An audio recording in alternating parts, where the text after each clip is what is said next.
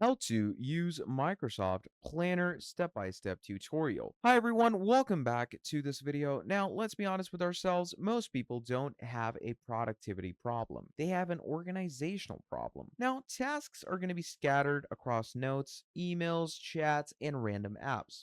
You start your day already overwhelmed, and by the end of it, half the important stuff is still undone. Now, that's exactly where tools like Microsoft Planner are going to come in. But here is the catch.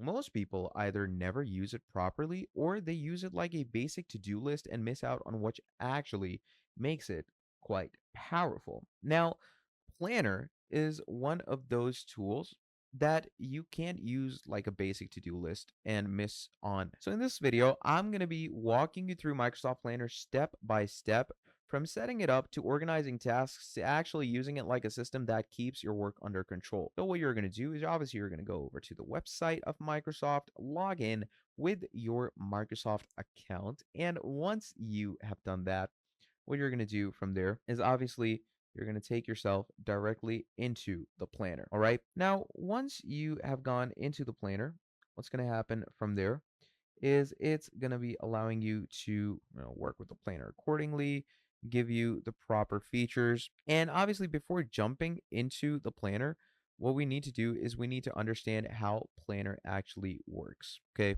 Now, Microsoft Planner is a visual team task management tool.